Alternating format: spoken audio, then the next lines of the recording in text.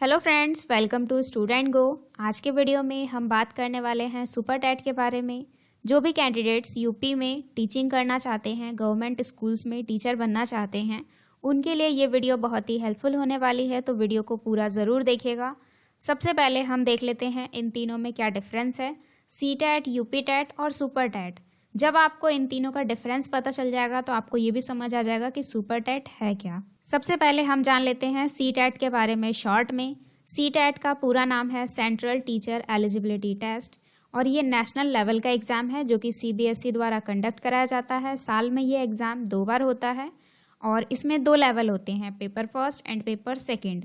Paper first होता है class 1 से 5th तक का टीचर बनने के लिए और पेपर सेकेंड होता है क्लास 6 से 8th तक का टीचर बनने के लिए।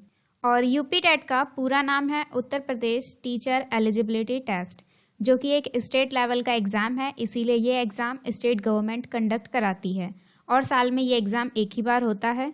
इसमें भी 2 स्टेजेस होते हैं, प्राइमरी और अपर प्राइमरी। प्राइमरी में 1st से 5th क्लास आती है और अपर प्राइमरी में 6th से 8th क्लास आती है। आप चाहें तो दोनों पेपर दे सकते हैं। अगर आप किसी एक पेपर में भी क्वालिफाई कर जाते हैं तो आप उस स्टेज के टीचर बनने के लिए एलिजिबल होते हैं।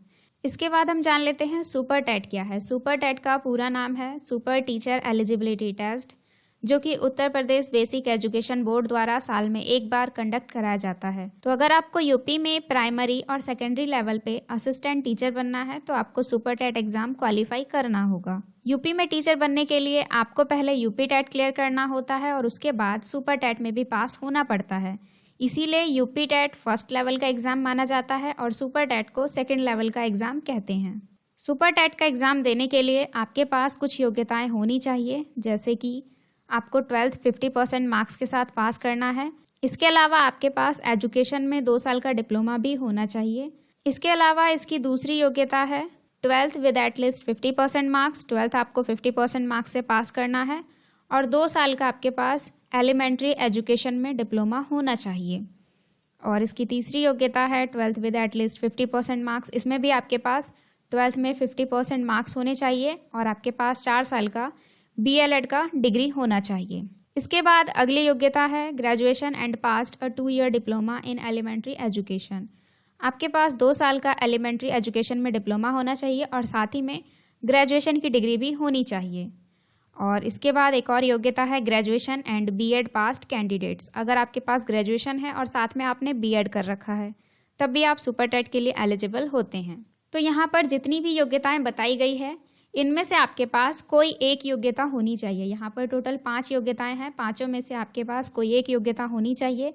अगर आपके पास एक योग्यता है तो आप सुपर टेट के लिए एलिजिबल होते हैं।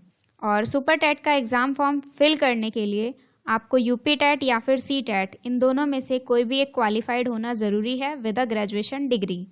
अगर आपने यूपी टेट का एग्ज़ाम दे रखा है तब आप सुपर टेट के लिए एलिजिबल होंगे। अगर आपने यूपी टेट नहीं दिया है, सी टेट दे रखा है, तब भी आप सुपर टेट के लिए एलिजिबल होंगे। इसके बाद हम जान लेते हैं सुपर टेट के लिए एज लिमिट क्या रखी गई है।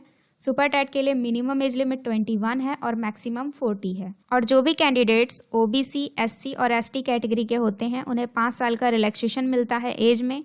और जो भी डिफरेंटली एबल्ड कैंडिडेट्स हैं यानी कि PH candidates, physically handicapped candidates, उनको 15 ईयर्स का रिलैक्सेशन मिलता है एज लिमिट में। वीडियो में आगे बढ़ने से पहले इस वीडियो को लाइक ज़रूर कर दीजिएगा और अगर आपने अभी तक चैनल को सब्सक्राइब नहीं किया है तो प्लीज़ सब्सक्राइब भी कर लीजिएगा। तो चलिए देखते हैं सुपर टेट एग्ज़ाम का पैटर्न क्या है। यहाँ पर आप इसके सब्जेक्ट देख सकते हैं, नंबर ऑफ क्वेश्चंस देख सकते हैं और क्वेश्चन के मार्क्स भी देख सकते हैं। सबसे पहले है सब्जेक्ट लैंग्वेज सब्जेक्ट। लैंग्वेज में आपने जो भी चुना हो, जैसे कि हिंदी, इंग्लिश या फिर संस्कृत। तो लैंग्वेज सब्जेक्ट से 40 क्वेश्चंस आते हैं जो कि 40 मार्क्स के होते हैं। साइंस से आपके 10 क्वेश्चंस आते हैं, मैथमेटिक्स से 20 क्वेश्चंस आते हैं, एनवायरमेंटल एंड सोशल स्टडीज़ से 10 और टीचिंग स्किल्स से भी 10 क्वेश्चंस पूछे जाते हैं। चाइल्ड साइकोलॉजी से 10 क्वेश्चंस, इंफॉर्मेशन टेक्नोलॉजी से 5 क्वेश्चंस और करंट अफेयर्स से 30 क्वेश्चंस आते हैं। फिर है life skill management and aptitude, इससे भी 10 क्वेश्चंस आते हैं और रीजनिंग एप्टीट्यूड से 5 क्वेश्चंस आते हैं। टोटल नंबर ऑफ क्वेश्चंस 150 है and total number of marks भी 150 है। और ये एग्ज़ाम करने के लिए आपको 2 घंटे 30 मिनट का समय मिलता है, यानी कि 2.5 घंटे का आपको समय मिलेगा। और ये एग्ज़ाम ऑफलाइन होता है, यानी कि पेन एंड पेपर मोड में।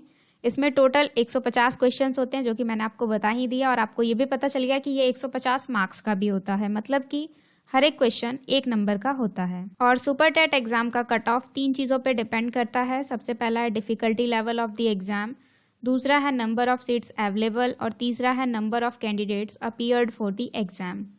अगर आप सोच रहे हैं कि कट ऑफ क्या होता है, तो कट ऑफ का मतलब होता है मिनिमम क्वालिफाइंग मार्क्स, और सुपर टेट एग्जाम का कट ऑफ इन तीनों चीज़ों पे डिपेंड करता है।